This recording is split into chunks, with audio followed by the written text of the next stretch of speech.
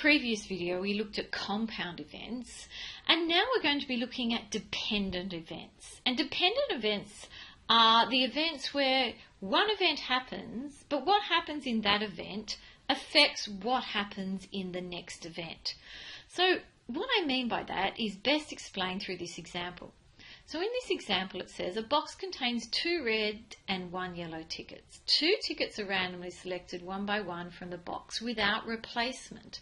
Find the probability that the first ticket is red and the second ticket is yellow.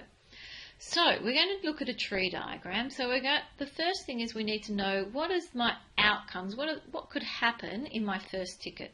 So the first ticket I draw could be red, or I could get another red one, or I could get a yellow ticket. Then I'm going to draw a second ticket. Now, if the first ticket drawn is red, that means when I draw the second one, there is only one red left, and there is still a yellow one there as well. Now, if my first ticket is red, and again, that means there's only one red, and then there is a yellow. And then when I do my ticket again, I can get, if I've got a yellow first, then there's only a red or a red that I'm actually able to get. So now if I look at my outcomes, and the outcomes are what could happen. So I could get a red and a red and a yellow, a red and a red, a red and a yellow and a red, and a yellow and a red. So the question is, find the probability that the first ticket is red and the second ticket is yellow. So that means I'm looking for the probability that I'm going to get a red ticket, then a yellow ticket. So this occurs here and here, in no other places. So that's 2 out of, altogether, there's 6, and all fractions should be simplified. So that becomes 1 out of 3. So let's see if we can simplify this method.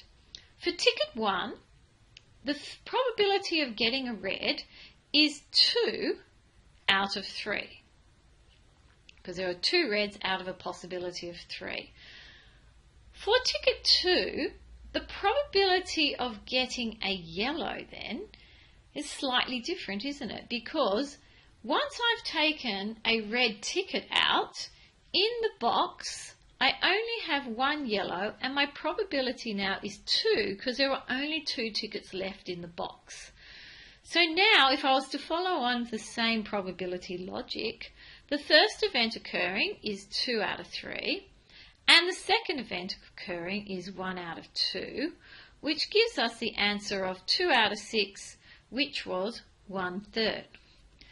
So what we have is, in general, if A and B are dependent events, then A then B is a probability of A times by the probability of B given that A has occurred.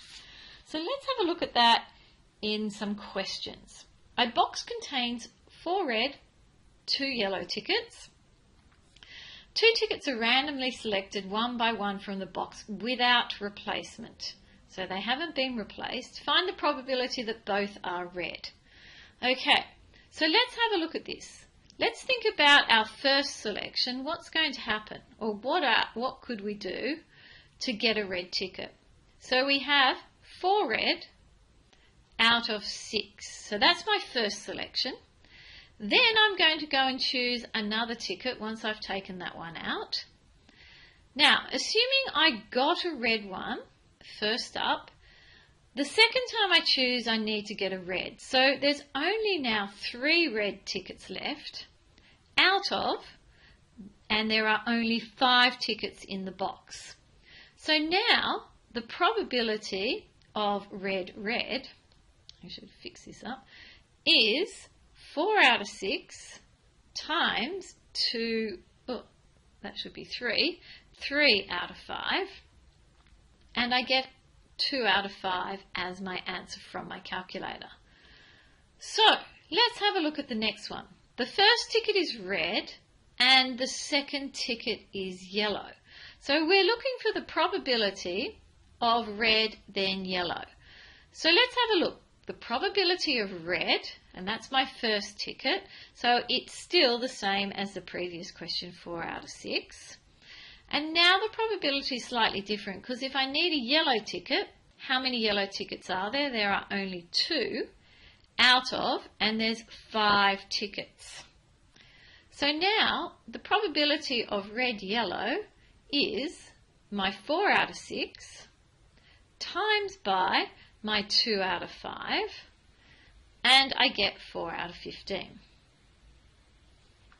So let's have a look at this next one. A hat contains the tickets with the numbers from 1 to 20 printed on them. If the tickets are drawn from the hat without replacement, determine the probability that all tickets drawn are even. Okay, so let's have a look. We want the probability of an even number drawn. And then our next one, we're going to do the probability of an even number. And then my last one, I'm going to do the probability of an even number. So let's think about it.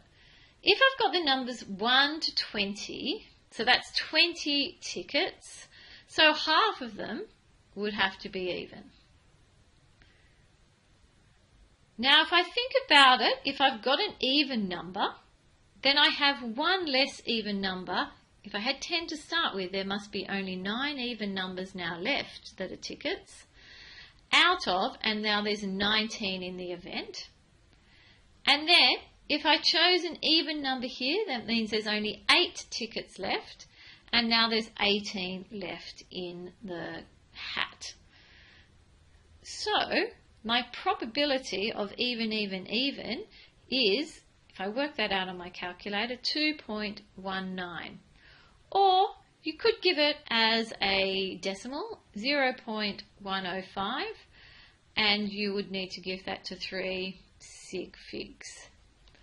Okay, have a go at the exercise, and if you have any questions, you can ask me in class.